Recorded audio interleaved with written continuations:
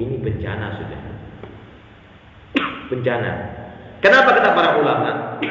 Seseorang akan berani meremehkan yang wajib ketika yang ringan saja diremehkan. Yang ringan. Rapopo, sunnah. Mau sepisan kok rapopo. Makanya kata para ulama, ketika dia tidak mau mengamalkan sunnah Nabi, pada akhirnya yang pertama, dia akan terjebak dalam perkara yang buruk. Yang pertama apa? Hirmanu minal hasanat. Dia akan terhalang tidak bisa berbuat amal kebaikan. Ini kan bagus. Giliran perkara yang menyimpang dari sunnah bid'ah, ini kan bagus. Giliran jelas ada sunnahnya, yang sunnah apa? Allah Maha Pengampun. Ketika dia mengamalkan perkara berbau bid'ah, ini kan apik, becik kok dilarang. Enak wae larang. Subhanallah. Ini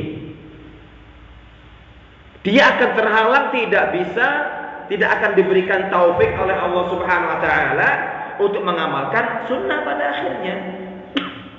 Lihat contoh ketika dulu kita bahas, atau mungkin pernah dikupas yang taufik mungkin yang masalah ta'dhimus sunnah.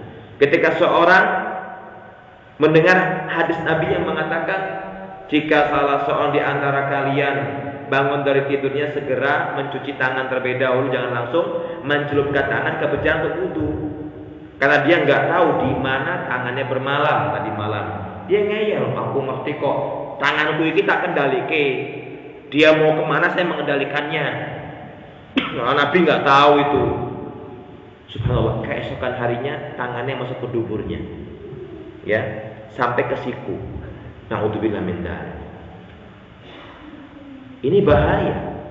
Sama ketika ada sahabat Nabi ketika makan pakai tangan kiri, diingatkan.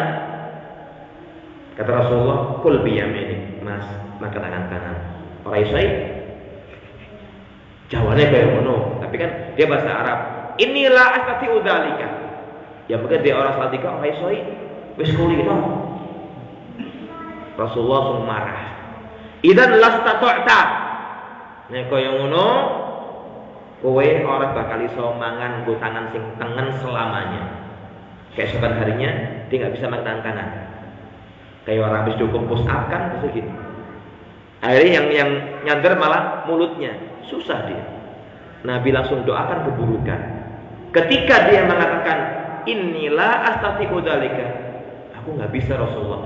Dia bilang gitu bukan karena dia memang ada udzur, enggak, istihza, berolok-olok. Langsung Nabi marah, mendoakan keburukan. Idan lastata'ta, dan koyo ngono kamu enggak bakalan bisa untuk selama-lamanya. Na'udzubillah min dzalik. Dan normal tangannya. Bicara masalah ini, ta'dhimus sunnah, mengagungkan sunnah diremehkan, Nabi mendoakan keburukan. Na'udzubillah min dzalik. Nah, contoh lain misalnya, ketika Nabi mengatakan jika salah seorang di antara kalian pulang safar, jangan mendadak menggedor pintu rumah istrinya. Kalau bisa dikasih tahu dulu mau pulang agak malam, biar istri bisa menyiapkan diri. Subhanallah, Allah uji dia ketika pulang malam gak ngasih tahu istrinya, kedapatan istrinya selingkuh. Fawajada imra'atahu ma'a rajulin ghairuhu. Na'udzubillah min dzalik. Allah berikan dia cobaan. Kalau sunnah dia sepelekan, bahkan terkesan maaf, mungkin berolok-olok, Allah akan siksa dia. Kadang misalnya begini, pas kita makan pakai tangan, ya, di warung makan, mau begini, kayaknya malu, tolak-tolak dulu. Mana orang? Kayak ini isin aku. Subhanallah. Ini kan tangan sendiri. Sementara sendok yang kita pakai kan dipakai mulut sekian orang gitu kan, yang mulutnya provokator, mulutnya koruptor, mulutnya ember, mulutnya sariawan, yang giginya bolong, itu ada bakteri semua karena nggak ada. Tangan kita kan bukan tangan orang lain, tangan sendiri kok merasa risih. Biar orang lihat, Islam jorok. Wah, Nabi yang ngajari kok. Nabi menyuruh kita untuk menjilati piring kita makan, ya, dan tangan juga dijilati. Itu sunnah Nabi SAW. Kadang-kadang mungkin sebagian kaum muslimin mengatakan Islam kok jorok. Ini keliru. Karena Nabi mengatakan dia tidak tahu di mana yang namanya barokah. Subhanallah. Itulah sunnah. Yang kedua, di antara kendala yang didapati seorang hamba ketika enggan mengamalkan sunnah, wa takunu suratu mutasa'ib musyawwahah. Orang yang anggap tidak mengamalkan sunnah Nabi, akhirnya penampilannya jelek. Bin fitahi fami, mulutnya ketika menganggap jelek. Ya. Wa adam ighlaqihi, terlebih dia nggak nutup, akhirnya begini kelihatan. Ya mungkin orang nggak harus tahu giginya mungkin bolong-bolong keropos. Orang tahu, jebule untuk nih rombol kabeh toh misalnya.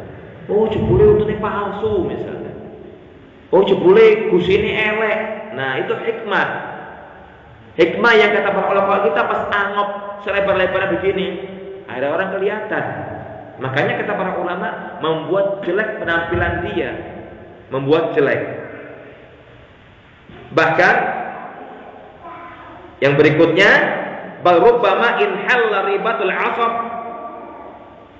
Bahkan berjadi bisa melepaskan saraf rahang. Itu saya katakan ada rekan kami dulu sering ngakak mangapnya kelebaran, lepas rahangnya ini. Terjadi itu, subhanallah. Kenapa Islam melarang kita berlebihan ketawa ngakaknya? Saya lepas rahangnya. Ketika dibaca dokter tahu, Mas akan ngekek ya.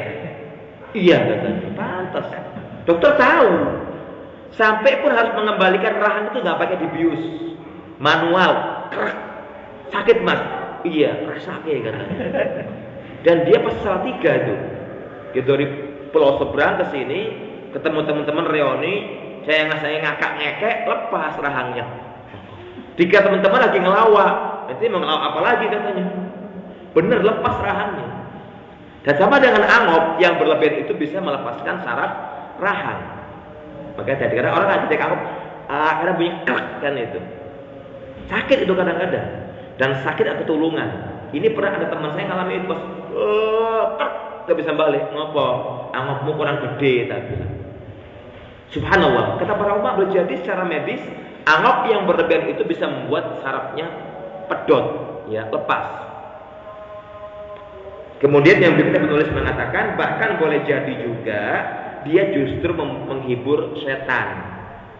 Setan terhibur, tertawa, dan dia akhirnya masuk ke mulutnya.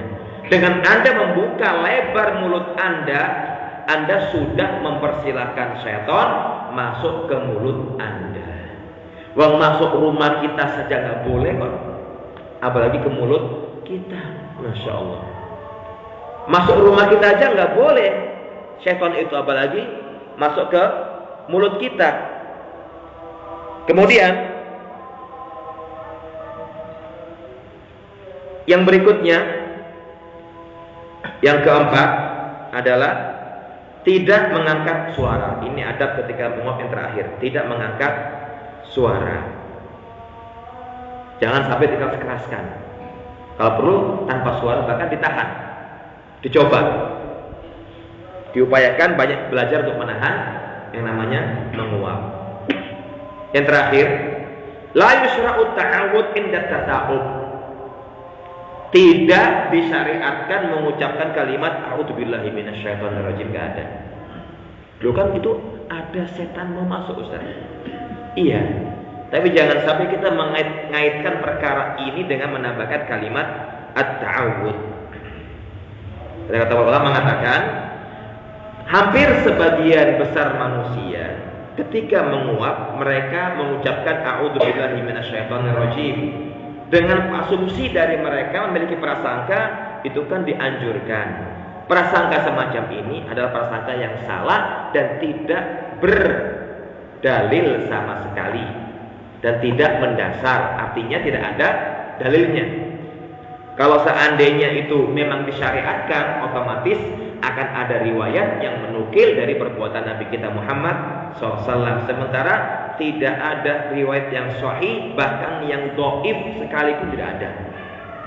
Hadis yang lemah pun tidak ada yang menukil meriwayatkan Nabi ketika angop mengucapkan a'udzubillahi minasyaitonirrajim. Ya, demikian bisa kita bahas.